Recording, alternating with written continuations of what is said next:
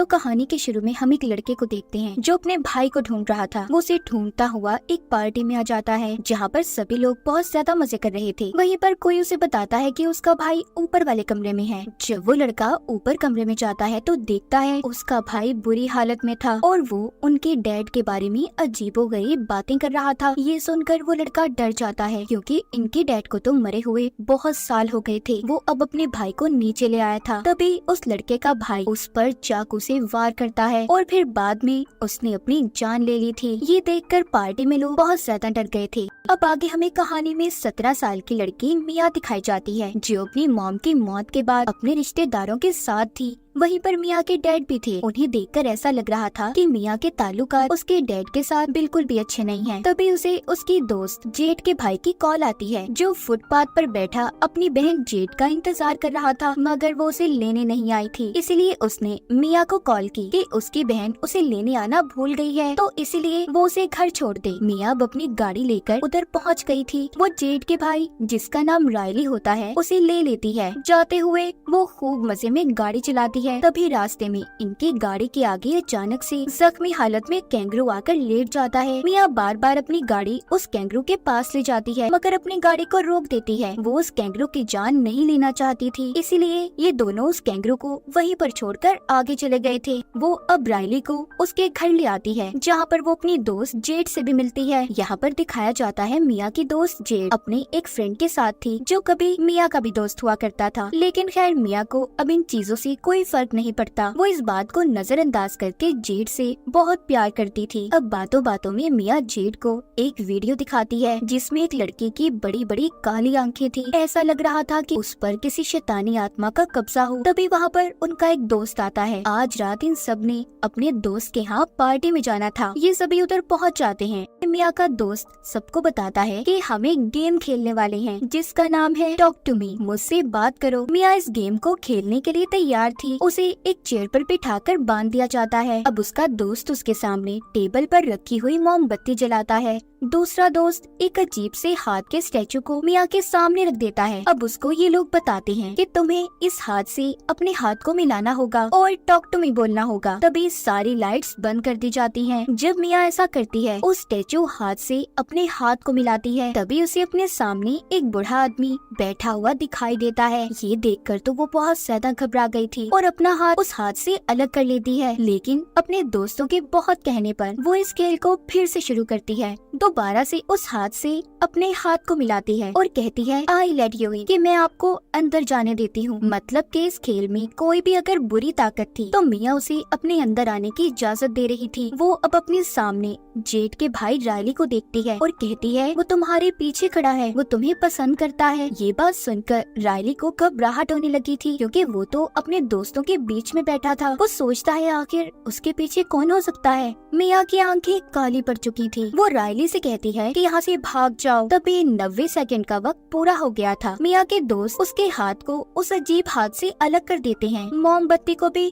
बुझा दिया गया था। मिया अपने होश में आ गई थी। मिया के साथ आखिर हुआ क्या था ये तो हमें कहानी में आगे जाकर पता चलेगा। रात को रायली मिया की बातें सोच कर सो नहीं पा रहा था। उसे अकेले कमरे में बहुत ज्यादा डर लग रहा होता है, इसीलिए वो अपनी बहन जेड के कमरे में जाता है मगर वो भी उसे अपने साथ सुलाने से मना कर देती है। तभी वो लाउंज में लीटी मिया के पास जाकर लेट जाता है जो आज रात उनके घर पर ही रुकी थी। मिया रायली को अपने सपने के बारे में बताती है जो हमेशा उसे आया करता था। वो बताती है मैं अपने सपने में देखती हूँ कि मैं एक शीशे के आगे खड़ी हूँ लेकिन मुझे उसमें अपना रिफ्लेक्शन अक्स नजर नहीं आ रहा। फिर वो दोनों गेम के बारे में बात करते हैं तो मिया बताती है कि मुझे उस वक्त ऐसा लग रहा था कि जैसे मैं हवा में तैर रही हूँ। अब यही बातें सुनते सुनते रायली सो जाता है। मिया उसके हाथ से उसका फोन लेकर साइड पर रखती है और प्यार से उसके सर पर हाथ फेरती है। जब वो ऐसा कर रही थी हम उसके हाथ को देखते हैं जो अजीब किसी शैतान काली ताकत का लग रहा था।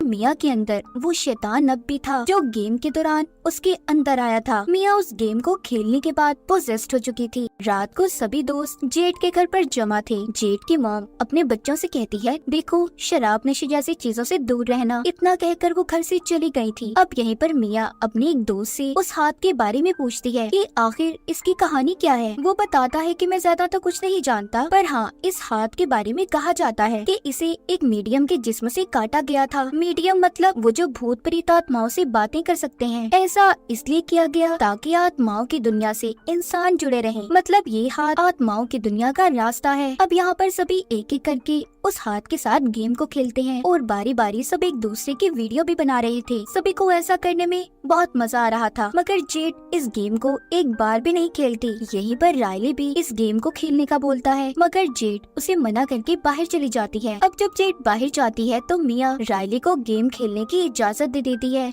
मिया तो पोजेस थी शैतान के कंट्रोल में, तो जो कुछ शैतान उसे सोचने या बोलने का कह रहा था वो वही कर रही थी। रायली अब जब उस गेम को शुरू करता है और वो हाथ पकड़ता है, आई लेट यू इन कहता है, वैसे ही उसके अंदर मिया की मॉम की आत्मा आ जाती है जो कि मिया से बात करने लगी थी। मगर तब तक वो वक्त पूरा हो गया था जो सब दोस्तों ने रायली को गेम खेलने के लिए दिया था। लेकिन मिया ने अपनी मॉम की आत्मा को महसूस किया था, उसे उनकी आवाज भी आ रही थी। पर तभी उन आत्माओं की दुनिया से रायली को पसंद करने वाला शैतान उसके अंदर आ जाता है। मतलब कि जो कहानी के शुरू में मिया ने रायली को बताया था कि वो तुम्हारे पीछे खड़ा है, अब वो शैतान रायली के अंदर था। तभी रायली अपने सर को टेबल पर जोर जोर से मारता है। थोड़ी देर बाद उधर पुलिस भी आ गई थी और रायली के मामले में पूछताछ करने लगती है। उसकी बहुत बुरी हालत थी, इसीलिए उसे हॉस्पिटल ले जाया जाता है। इन सब के बाद मिया अब जब रात को घर पहुंचती है तो उसके डैड उससे बात करने की कोशिश करते हैं, मगर वो अपने कमरे में चली गई थी और अपने डैड से कोई बात नहीं करती। फिर कुछ देर के बाद वो हॉस्पिटल में जाती है जहाँ पर रायली दाखिल था। अब वो जानती थी कि हॉस्पिटल जाकर उसे रायली के घर वालों का सामना करना था, क्योंकि गेम खेलने की इजाजत इसी ने दी थी। जैसे ही वो हॉस्पिटल पहुंचती है होता भी ऐसा ही है जैसा कि उसने सोचा था। जेड उस पर बहुत गुस्सा करती है, कहती है कि तुम्हारी हिम्मत कैसे हुई, तुम्हारी वजह से मेरा भाई आज इस हालत में है। ये सुनकर मिया बहुत दुखी हो गई थी और जेड के दोस्त के साथ अपने घर आ जाती है। लेकिन आज रात वो अपने घर अकेले नहीं रुकना चाहती थी, इसलिए जेड के दोस्त को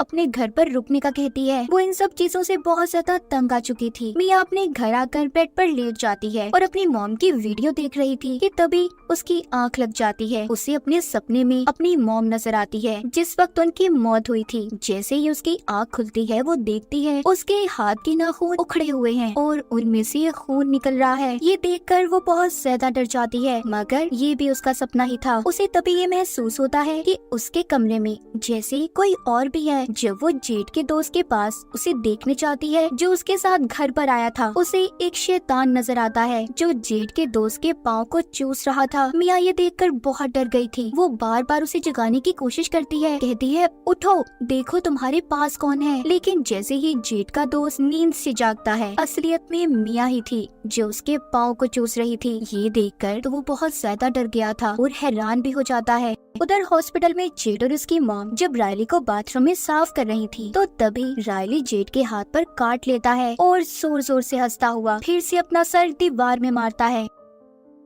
शैतान बार बार मिया को भी ये एहसास दिला रहा था कि रायली बहुत दुख में है, तो उसे तुम उसके दुख से आजाद कर दो, यानी कि मार दो। मिया इन सब के बारे में अपने सभी दोस्तों से बात करती है। फिर वो उसी लड़के के पास जाते हैं जिसको हमने कहानी के शुरू में देखा, जिसके भाई ने भी अपनी जान ले ली थी। वो लड़का उन्हें यही बताता है कि वो हाथ एक शैतानी हाथ है, आत्माओं की दुनिया का रास्ता। इससे ज्यादा मैं उसके बारे में और कुछ नहीं जानता। इसीलिए मिया के जितने भी दोस्त थे कुछ ना कर पाने की वजह से अपने अपने रास्ते चल देते हैं। अब मिया, जेड और उसका दोस्त तीनों हॉस्पिटल वापस आते हैं। वो ये सोच रहे थे कि शायद उस दिन गेम में कुछ अधूरा रह गया हो कि जब रायली वो गेम खेल रहा था तो उसने अपना सर जब टेबल पर मारा, इसी उसमें सब लग गए और उस मोमबत्ती को बुझाना भूल गए। तभी वो शैतान असल दुनिया में आ गया और अब रायली के अंदर है। वो अब उस शैतानी हाथ को रायली के हाथ में देते हैं, पर कुछ भी नहीं होता। मिया ये सोचती है कि अगर रायली कुछ बोल नहीं रहा तो क्या पता वो मर गया हो। इसीलिए अब वो उस हाथ से अपना हाथ मिलाती है और कहती है,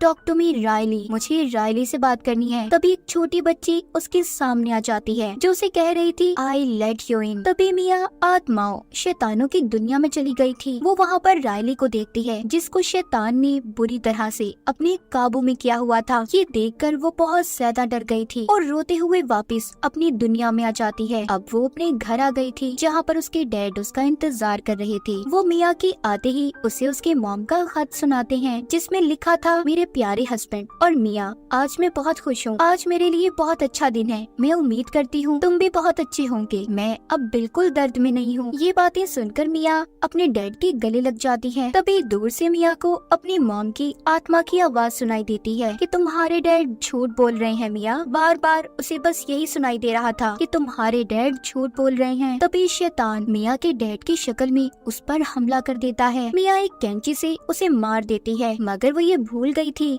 कि असल में उसके सामने उसके डैड थे। ये सिर्फ उसका बस एक वहम था कि उसके सामने शैतान है। फिर वो अपने दोस्त जेड को कॉल करती है और बताती है कि मैं बहुत दर्द में हूँ, तुम मेरे घर आ जाओ। जेड अब रायली को अकेला छोड़कर मियाँ के घर जाने के लिए निकल जाती है, पर ये क्या, मियाँ तो हॉस्पिटल की पार्किंग में थी जो जाते हुए जेड को देख रही थी। इसका मतलब कि शैतान अभी भी मियाँ के अंदर था, जिसने धोखे से जेड को घर पर बुलाया ताकि वो रायली को मियाँ से मरवा सके। अब मियाँ हॉस्पिटल से रायली को व्हील चेयर पर बिठाकर रोड पर ले आई थी। दूसरी तरफ जेड मियाँ के घर पहुंचकर उसे बार बार कॉल कर रही थी। अब जब मियाँ उसकी कॉल नहीं उठाती तो वो उसके घर के अंदर जाती है और देखती है कि मियाँ के डैड खून में लथपथ पड़े हैं। ये देखकर जेड को सब कुछ समझ आ गया था। वो अपनी मॉम को कॉल करके मियाँ के बारे में बताती है और अब वो जल्दी जल्दी हॉस्पिटल पहुँचती है तो देखती है मियाँ रायली को व्हील चेयर पर रोड के दरमियान में ले जा रही थी। मियाँ दिल ही दिल में ये सोच रही थी कि उसे रायली को मारना चाहिए या नहीं, जैसा कि उसने कैंगरू के बारे में सोचा था जो हमने कहानी के शुरू में भी देखा। तभी यहाँ पर मियाँ की मॉम की शक्ल में